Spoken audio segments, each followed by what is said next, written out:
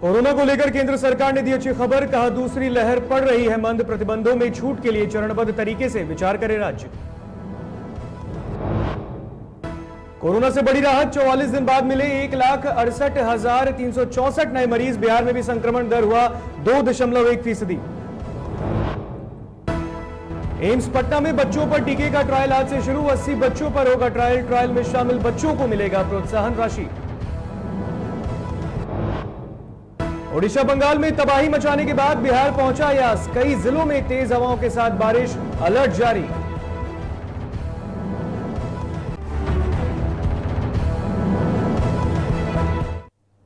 नमस्कार, आप देख रहे हैं डीटीवी भारत और मैं हूं आपके साथ ऋतिक। खबरें विस्तार से। देश में कोरोना संक्रमण की दर में लगातार कमी आ रही है। केंद्रीय स्वास्थ्य विभाग ने शुक्रवार को कोरोना के ताजा अपडेट जारी करते हुए बताया कि देश में पिछले 24 घंटे में 1,68,364 नए मरीज मिले हैं। वहीं केंद्रीय स्वास्थ्य विभाग की आंकड़े पिछले 44 दिनों में सबसे कम है। वहीं देश में एक्टिव मरीजों की संख्या 23,43,152 हो गई है। देश में मरीजों का जो रिकवरी दर है अब 90.34% है, जबकि पिछले 24 घंटे में 3,660 मरीजों की मौत हुई। वहीं पिछले 24 घंटे में 2,59,459 मरीज ठीक होकर घर भी लौट चुके हैं। वहीं देश में अब 20,57,00,000 से अधिक लोगों को टीका लग चुका है।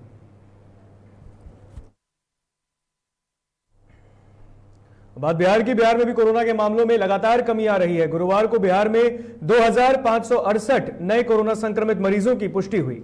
स्वास्थ्य विभाग ने गुरुवार को बताया कि राज्य में संक्रमण दर 2.10% हो गया है। वहीं पिछले 24 घंटे में राज्य में 1,22,126 सैंपल की जांच की गई। पटना में सर्वाधिक 369 नए कोरोना संक्रमित मरीजों की पहचान हुई है। वहीं पटना के साथ 9 जिलों में कोरोना के 100 से अधिक नए संक्रमित मरीजों की पुष्टि हुई। अररिया में 111, बेगूसराय में 136, गोपालगंज में 157, किशनगंज में 118, मुजफ्फरपुर में 128, समस्तीपुर में 121, सुपौल में 108 और वैशाली में 107 नए कोरोना संक्रमित मरीजों की पहचान की गई।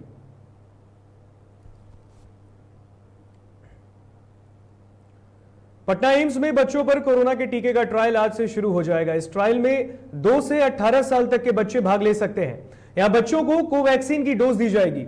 दूसरी डोज पहली डोज के 4 हफ्ते बाद लगेगा।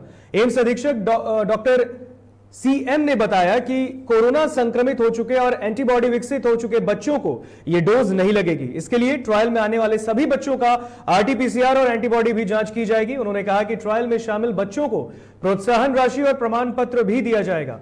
आपको बता दें कि आज से पूरे देश में बच्चों पर वैक्सीन का ट्रायल शुरू हो रहा है। देश भर में 525 बच्चों पर इसका ट्रायल होगा। इनमें एम्स पटना में 80 बच्चों पर ट्रायल होना है।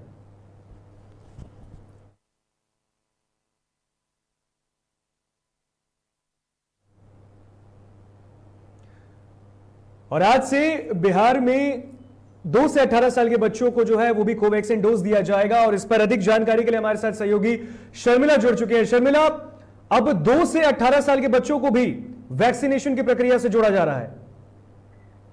बिल्कुल ऋतिक, जैसे कि जो विशेषज्ञ हैं उन्होंने ये संभावना जताई है कि जो तीसरी लहर है वो बहुत खतरनाक होने वाली है और तीसरी लहर की चपेट में सबसे अधिक बच्चे आने वाले हैं। और इसको लेकर अब पूरी तरह से जो तैयारियां हैं वो जोरों शोरों से शुरू कर दी गई है ताकि जो तीसरी लहर है उससे ज्यादा नुकसान ना हो सके, खासतौर पर बच्चों को। तो पटना एम्स में बच्चों पर कोरोना के टीके का ट्रायल आज से शुरू हो चुका है। और इस ट्रायल में आपको बता दें कि 2 से 18 साल के बच्चे हिस्सा ले सकते हैं।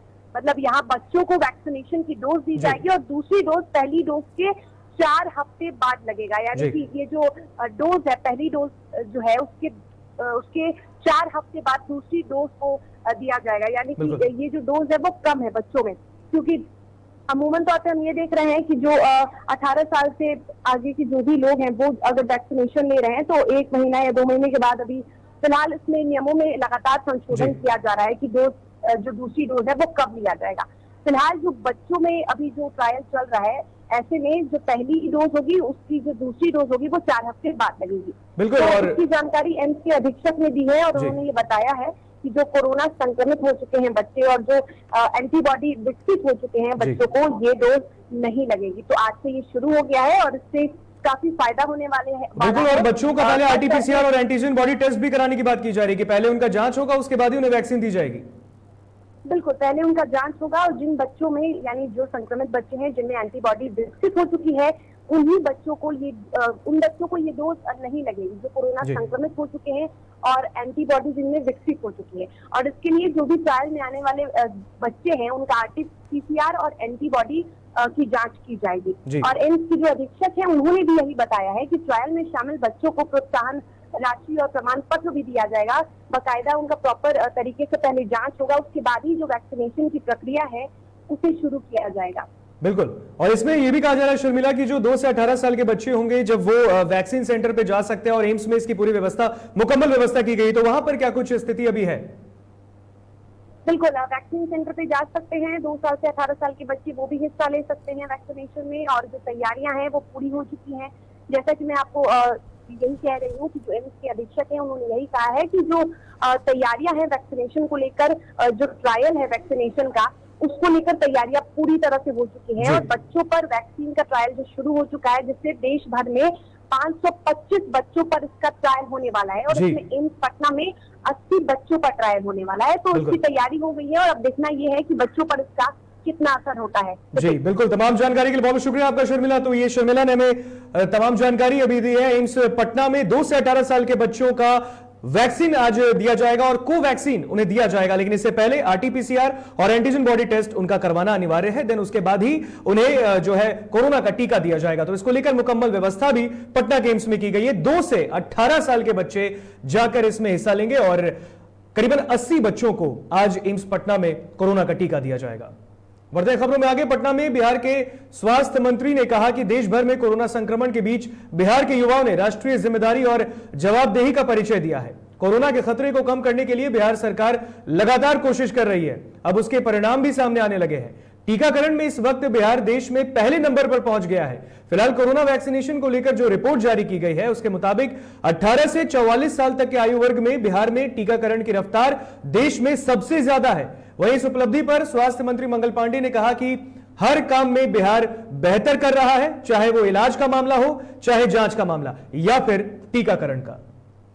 काम में बिहार बेहतर कर रहा है, चाहे वो जांच का मामला हो, चाहे इलाज का मामला हो। जांच में भी जो राष्ट्रीय औसत है, उस औसत से प्रति मिलियन लगभग 1500 ज्यादा जांच हम कर रहे हैं। रिकवरी रेट यदि देखिएगा तो पूरे देश का जो औसत रिकवरी रेट है 91%, हम उससे बेहतर 95% के आसपास है। जो देश के अंदर नए जांच के बाद पॉजिटिविटी रेट आ रही है, वो भी देखिएगा तो वो भी देश के औसत से हम बहुत बढ़िया हैं। देश में जहां संक्रमित होने का दर 9.5% के आसपास तक है, वहां बिहार में 2% के आसपास है। उसी तरीके से टीकाकरण का देखिएगा तो 18 वर्ष से अधिक के टीकाकरण में भी बिहार 1 नंबर पे है। तो ऐसे कई कार्य जो कोविड से जुड़े हुए हो रहे हैं, उसमें बिहार का परिणाम लगातार बेहतर हो रहा है। यदि मृत्यु दर भी देखिएगा तो जहां पूरे देश के अंदर लगभग 1.1% से थोड़ा अधिक है, वहीं बिहार में 0.66% के आसपास है। तो हर पैमाने पर बिहार ने इस कोरोना के लड़ाई में बेहतर परिणाम देने की कोशिश की। खबरें आगे और भी।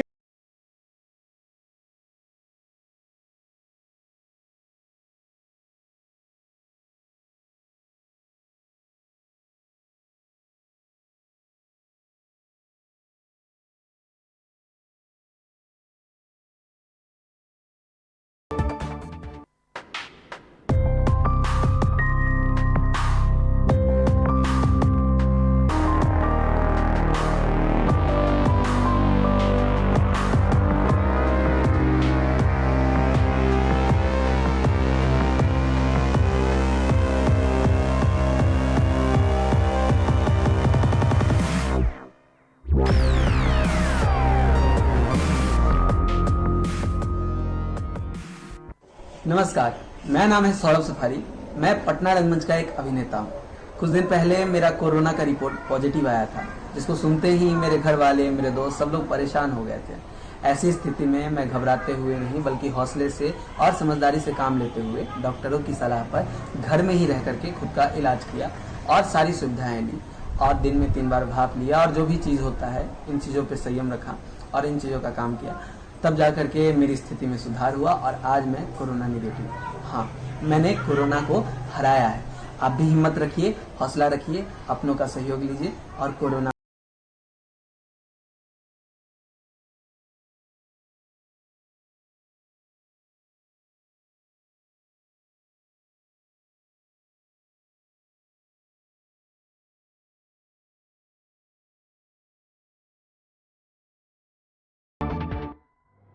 ब्रेक के बाद एक बार फिर स्वागत है आपका डीटीवी भारत में। बढ़ते हैं खबरों में आगे।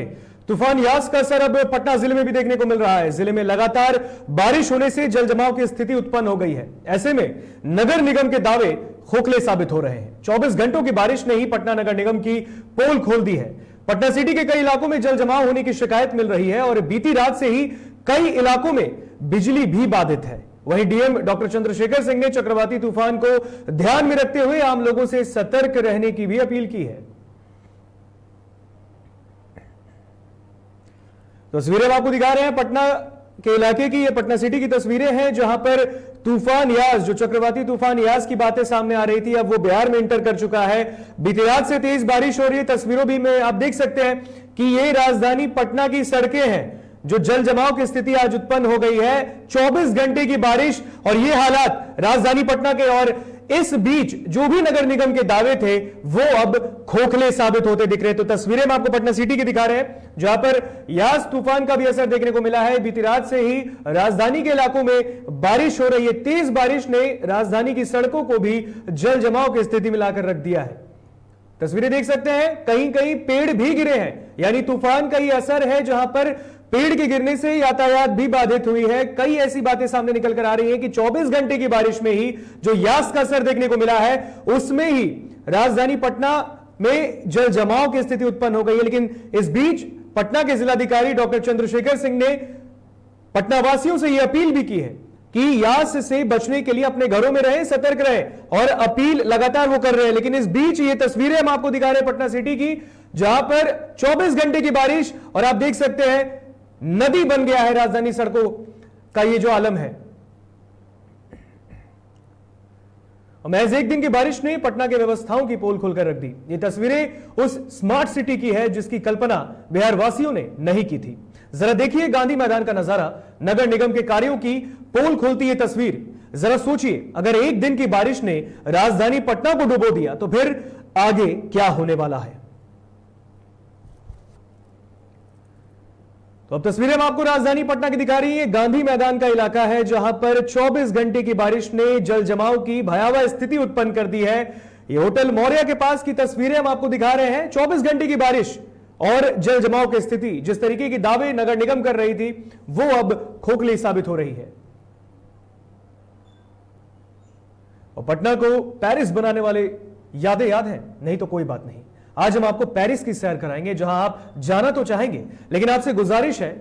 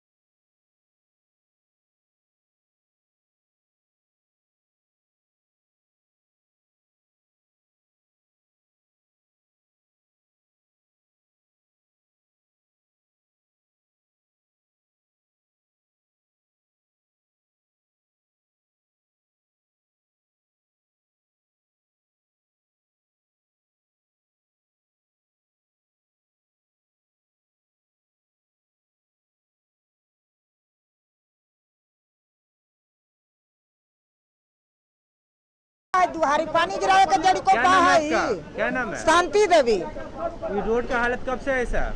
ये ढेर दिन से ई नाला हलवा, ई नाला कोई काम के ना हवा। तो ई पानी हमने का दुहारी पे आवे जाए के अथी होइले, बरसात होते तो घर में पानी आइल जाए।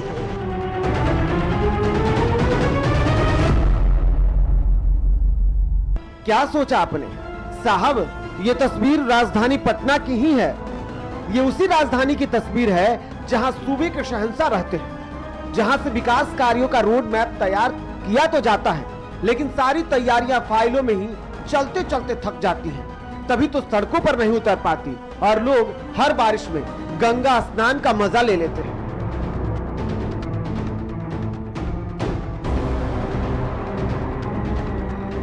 ये थे ढेर मरते के सर कम से कम ही बनवा दीजिए, कम से कम पूछो न के मरते बेचारा आता बाकी कितना माना काम में नहीं होता। तू नहीं कहा कि नहीं कहता, वो कहता है कि जाके बनवा देंगे बाकी बनवे नहीं करता। काम तो ये LNT वाला कर रहा हूँ, नाला वाला बीच में बनाया था और उसके बाद फिर ऐसे छोड़ के 2 महीना फिर छोड़ दिया, फिर जाम लगा, पानी रुके लगा। नाला ही वाला है, पहले का नाला उसे पूरा जाम हो गया, जहाँ तहाँ भरा गया। और वही गड्ढे मौत को दावत देती है। खैर, मानसून दस्तक देने के मुहाने पर आ खड़ी है, लेकिन दिल्ली वाले साहब से लेकर बिहार वाले बाबू तक सब बेफिक्र मौसम का मजा ले रहे हैं। DTV भारत के लिए पटना से शनि की रिपोर्ट। और इधर एक दिन की बारिश ने ही राजधानी पटना को डुबो दिया है, जिसके बाद आरजेडी प्रवक्ता शक्ति यादव ने सरकार पर सवाल उठाया और कहा कि केवल एक दिन की बारिश से ही पटना को स्मार्ट सिटी बनाए जाने का पोल खुल गया है। उन्होंने कहा कि नीतीश कुमार कई वादे किए, लेकिन बीते 15 साल में एक साल भी ऐसा नहीं आया जब लोगों को बारिश से डूबना ना पड़ा हो। एक दिन की बरसात पटना के स्मार्ट सिटी के विकास की पोल खोल देती है और आदरणीय नीतीश कुमार जी के छद्म भ्रष्टाचार युक्त विकास जो है सामने दिखने लगता है। पटना 15 वर्षों में कोई ऐसा साल नहीं है कि पटना के लोगों ने पानी से भरे गलियों के बीच सफर नहीं किया। यास तूफान को लेकर बिहार के 38 जिलों को अलर्ट पर रखा गया है। इस साइक्लोन ने बिजली विभाग की परेशानी सबसे ज्यादा बढ़ाई है। ऐसे में मुंगेर जिले के विद्युत कर्मी भी अलर्ट पर हैं और किसी भी स्थिति से निपटने को तैयार हैं। विद्युत कर्मियों का कहना है कि ऐसे मौसम में विद्युत आपूर्ति ठप हो जाने से लोगों को परेशानियां होती हैं, जिसको दूर करना विद्युत कर्मियों के लिए काफी चैलेंजिंग होता है। फिर में मुंगेर जिले में विद्युत विभाग के कर्मी अपना काम लगातार कर रहे हैं। से लेकर के 30 तक जो है, क्या कहा गया? ये ऊपर जो काल आने वाले हवा अंधर जो आने वाले हैं उसके कारण जो है सारे कर्मचारी को अलर्ट कर दिया गया है और जो है 26 से लेकर 31 तक किसी तरह के अंदर पानी में तार टूट जाना, ब्रेकडाउन हो जाना, आपातकालीन में उसको लाइन ठीक कर उसको जो है चालू करते हैं। नवादा में भी यास तूफान का असर दिखना शुरू हो चुका है। देर रात से इस जिले में तेज हवाओं के साथ बारिश भी हो रही है। अगले 3 दिनों तक इसी तरह का मौसम रहने का पूर्वानुमान है, जिसको लेकर जिला प्रशासन भी अलर्ट मोड पर है। जिला प्रशासन द्वारा लगातार माइकिंग के माध्यम से लोगों को घर में रहने की अपील की जा रही है। डीएम यशपाल मीणा ने कहा कि यास चक्रवात का प्रभाव नवादा में भी देखने को मिला है, जिसको देखते हुए जिला प्रशासन ने एहतियात के तौर पर सभी आवश्यक तैयारियां पूरी कर ली है। और जहानाबाद में भी यास तूफान का असर देखने को मिल रहा है, जहां जिले में सुबह से ही तेज हवाओं के साथ बारिश हो रही है और इस कारण जहानाबाद के कई इलाकों में बिजली भी गुल है। गौरतलब हो कि बंगाल की खाड़ी में उठे तूफान का असर बिहार में भी देखने को मिल रहा है। वहीं लगातार हो रही इस बारिश के कारण फसलों को भी काफी क्षति हुई है। गुमला के घाघरा में चक्रवात यास का असर देखने को मिला, जहां 2 दिन से लगातार तेज बारिश होने से जनजीवन अस्त व्यस्त है। लोग घर पर ही दुबके रहने को मजबूर हैं। मुख्य सड़क पर जल जमाव के कारण कई दुकानों में पानी घुस चुका है, तो वहीं बारिश के कारण विद्युत आपूर्ति भी ठप है, जिससे लोगों को काफी परेशानी झेलनी पड़ रही है। हालांकि अभी तक किसी प्रकार की कोई क्षति होने की सूचना नहीं मिली है।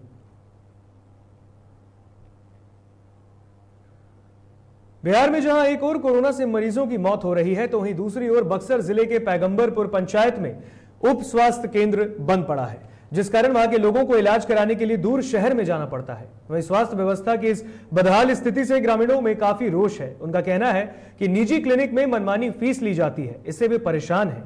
वहीं अब इस बंद पड़े उप स्वास्थ्य केंद्र का जायजा लेने तक भी कोई नहीं आया।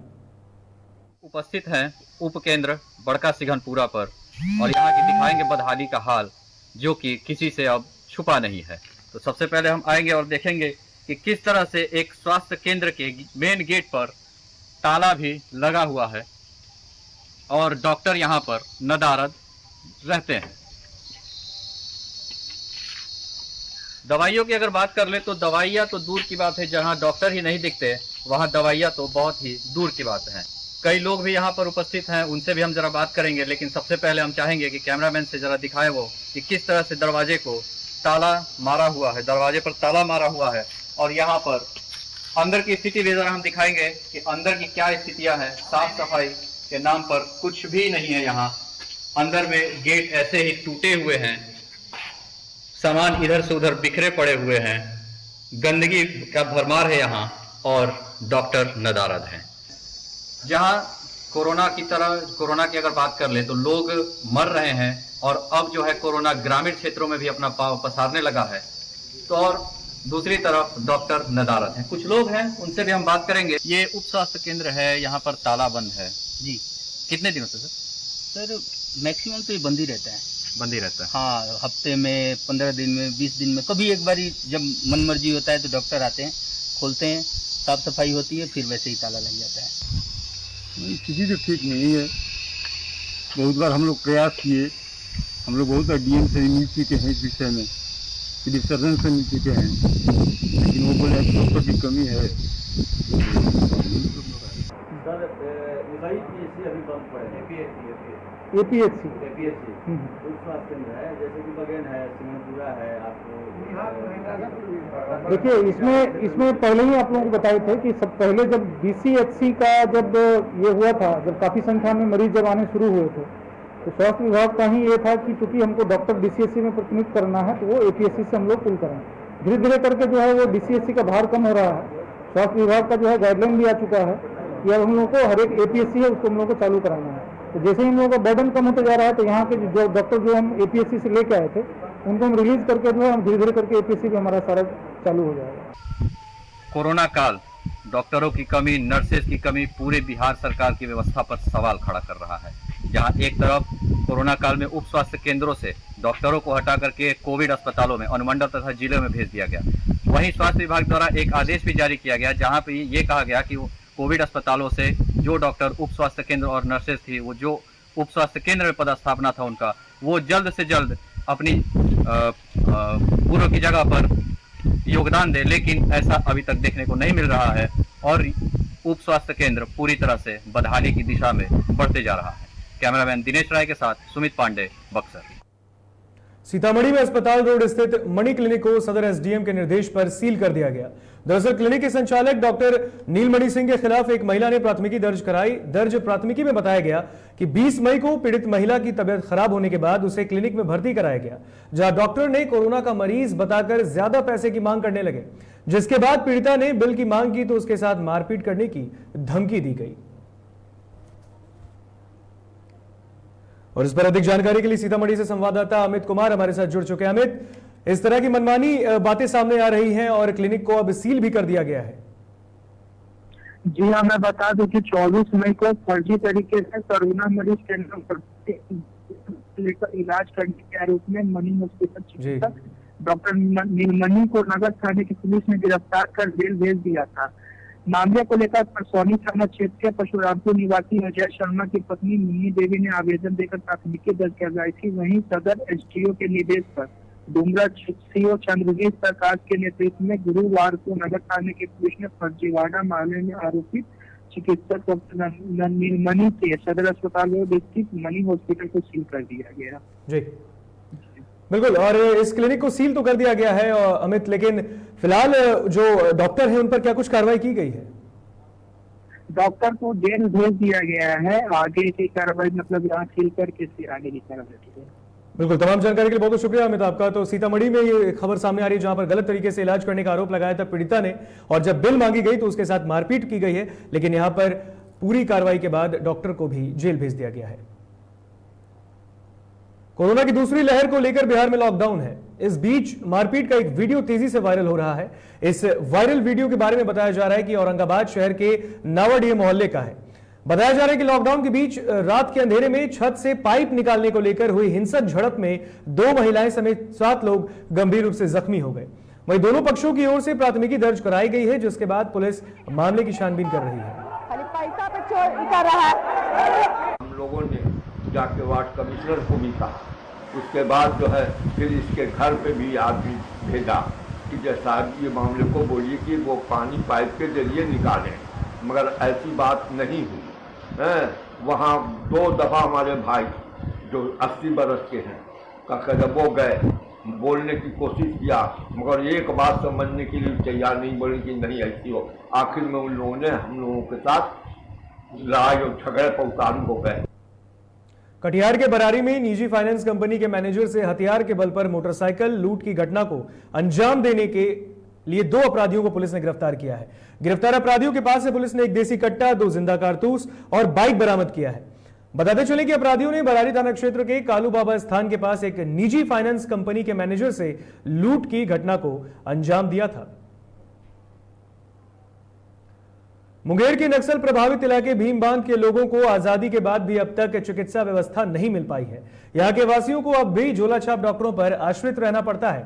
जहां एक और सरकार राज्य में जनता की हर सुविधा के दावे करती है, तो वहीं इस इलाके में सब धरा का धरा है। वहां कोई व्यवस्था नहीं है और इस कारण लोगों को 60 से 70 किलोमीटर दूर जाकर अपना इलाज कराना पड़ता है। इन सब के बावजूद इनकी सुध लेने वाला कोई नहीं।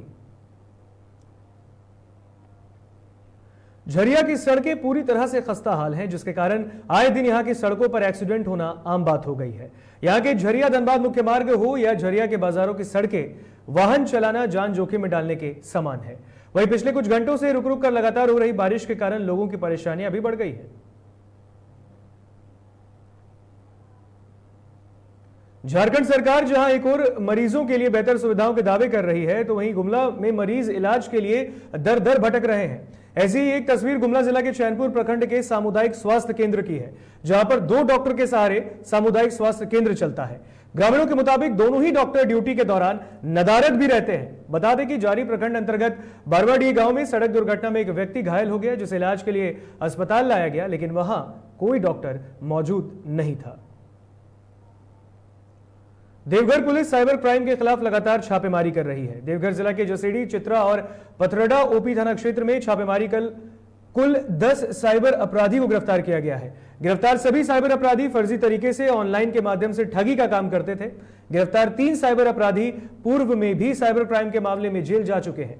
गिरफ्तार अपराधियों के पास से 13 मोबाइल, 12 सिम, 1 एटीएम, 1 मोटरसाइकिल और 48,500 रुपए नगद बरामद किए गए हैं। फिलहाल खबरों में इतना ही। हमें दीजिए इजाजत, देखते रहिए।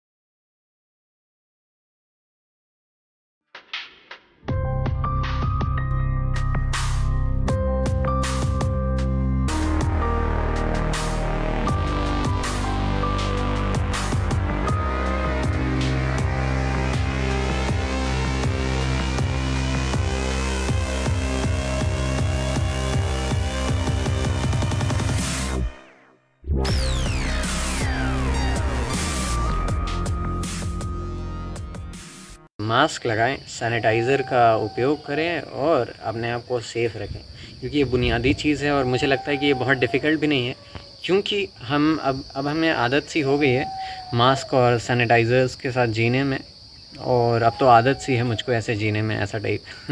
वैक्सीनेशन बहुत ज़रूरी है, तो वैक्सीनेट